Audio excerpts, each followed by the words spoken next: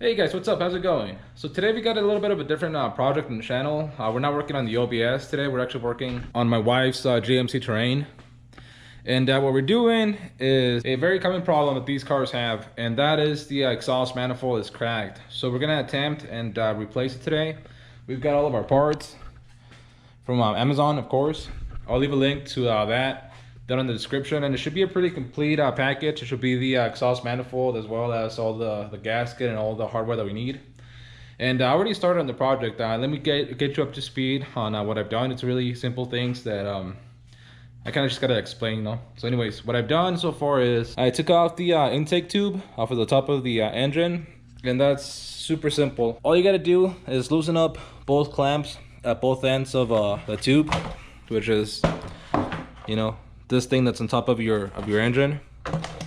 So you loosen both of them up, and what I did is took this one off, took the one off of the engine off, and just pulled it up, and it pops off. It's held on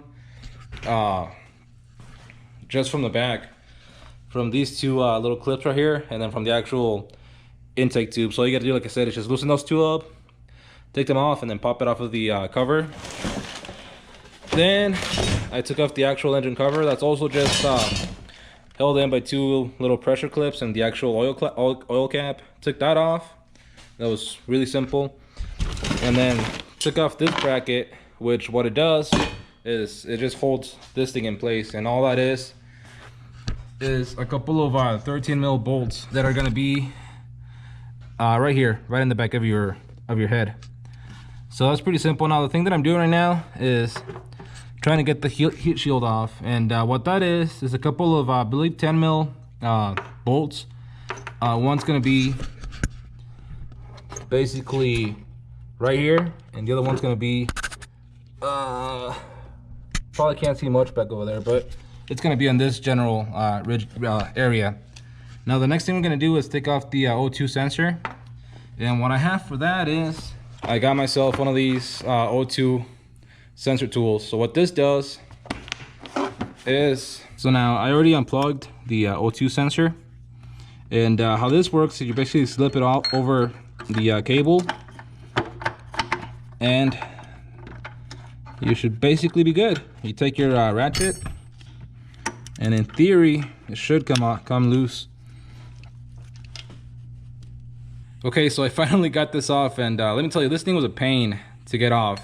So this ended up being my setup. So I got instead of putting the on the socket, I ended up getting my 1/2 inch impact, and then I got a 1 inch socket to put it on top of this, because you can see you can put a socket on it. And after a lot of trying, squirting it with some liquid wrench, we finally got it out. Now if you don't have an impact like this, I think a big breaker bar might be able to get it done, because this sucker was in there hard. And you might be wondering, you know, why do you gotta take this off? Well, let me show you. So in order to take off the heat shield, you gotta have that sensor off. Without the sensor, with the sensor on, you can't take the heat shield off. So now all we have left to do is we gotta take off the bolts on the flange over here, and then all the bolts that are going to be holding the actual manifold to the head. So I'm going to go ahead and do that, and then we'll come right back to the video. Okay, so after a little bit of fighting with the bolts for the flanges on the exhaust manifold, we finally have all of them broken loose, and let me show you. I'm sorry, I know the lighting isn't too great down here, but as you can see, half of the manifold literally was broken, and when I took the bolts off, it literally came off. So that's already off. I'll show it to you in a second. But this is the second half, and hopefully we can take it out pretty easy.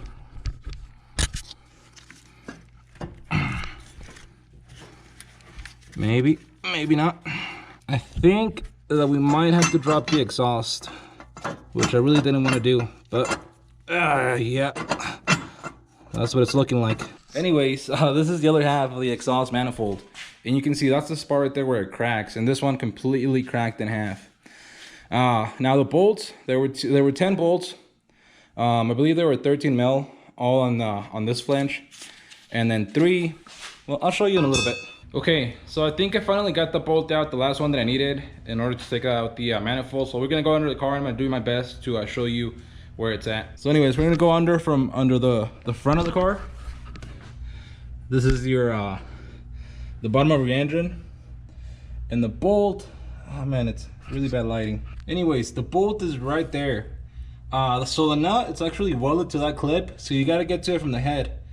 It's a 15 mil bolt. So once you take that bolt out, your exhaust will drop a little bit, and after that you should be ready to take off the manifold, which is what I'm gonna do right now. By the way, whatever method you use to lift your car, if you have to get underneath it, make sure you use the proper procedures that the manufacturer recommends to lift your car. Whatever you gotta do is just to make sure that you're safe underneath it, because you don't want the car dropping on you. So again, make sure you're safe whenever you jack it up and you're underneath it. And there we go. Finally, when we dropped the exhaust, the last piece of the manifold actually came out. And check this out. Like I said, completely cracked in half. That is just horrible. Can't believe it. So anyways, we took that off, and also make sure you take off your gasket out of there. Now another thing that you can try and do instead of dropping the exhaust is to try and remove the actual stud out of the other piece of the manifold, if you can. It seems like, you know, it has a little bit of a, it seems you might be able to remove the actual stud instead of dropping the manifold. I didn't try that. I actually thought about that after I dropped the exhaust, so it might have been something, you know, worth trying. So like I said, if you don't want to drop your exhaust, maybe try and removing the actual stud from the manifold before you go ahead and drop the exhaust. So now, like I said, we have all of this stuff off. I'm gonna go back because I think there might be, yeah, there's that's the cat, and that little gasket sits in this little groove right there that you see right there. So what I did is I grabbed my flathead screwdriver, pried it out a little bit, and then grabbed it with the magnet and pulled it out. Pretty simple. And here's the new manifold and everything that comes with the kit. So you get the new manifold, which is made in China, so I don't think this will last all that long again, but that's all I could get. So you got the manifold, the new gasket to the head, and the ring gasket to the catalytic converter, the 3 nuts to the flange, to this flange, and the screws. I believe these are for the heat shield. Now the only thing I'm pretty bummed out about that this thing didn't bring are the 10 new nuts that go to the head flange. So I guess I'll reuse those because I can't really run to the store right now and get new ones. So but like I said, we'll go ahead and throw all this back on. Make sure, before we throw it on, we gotta make sure that the head is nice and clean. So I'm gonna go ahead and clean it up a little bit, scrape it up, make sure that it's clean. If you can't see back there, what I usually do is I'll take my cell phone, because this has, you know, a flashlight on it, and kind of like look behind, and that's a really good way to inspect in places that you can't see. So I'm gonna go ahead and do that, make sure that everything's nice and clean, and begin the reinstallation process.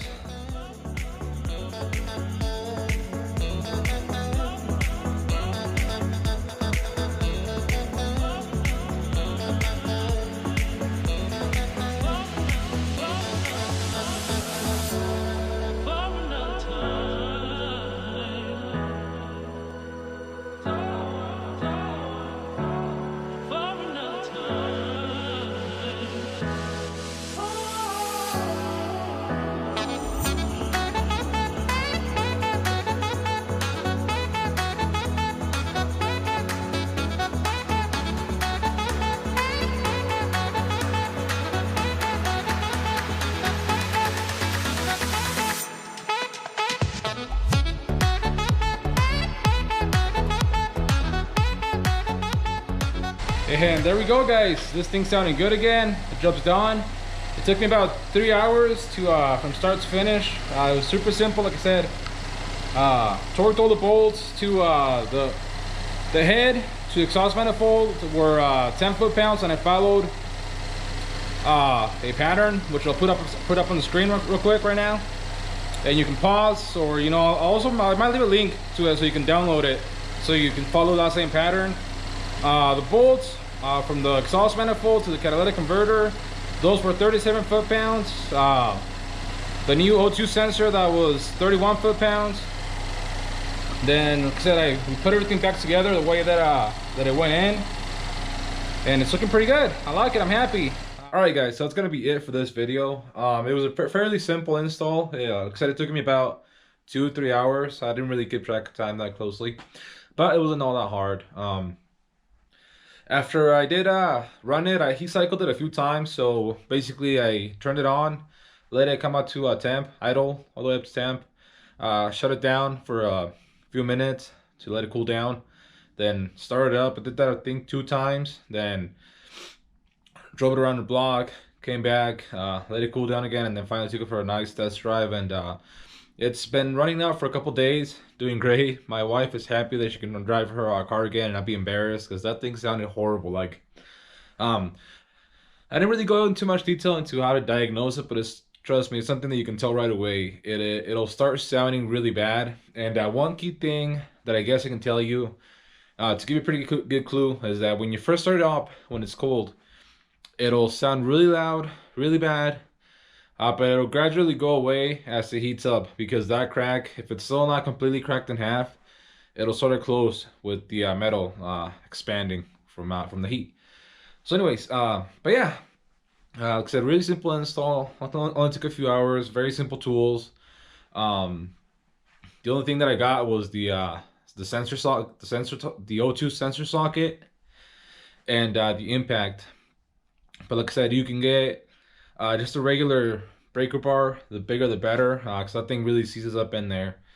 And for the socket, you can just go and rent them at your auto parts store, and it's free. So anyways, I really hope you enjoyed the video. I really hope it helped you, and I really hope that you saved a few $100 by doing it yourself, because I think it's something anyone can do by themselves. I'll leave a link down below to that picture that I showed you with the torque sequence, as well as the torques and everything, more of a layout of the steps that you should follow to do the procedure. It's from AutoZone. It really helped me out. So anyways, I hope you enjoyed the video. Leave a like if it helped you. Leave me down any comments you might have, and consider subscribing. So anyways, we'll see you for the next one.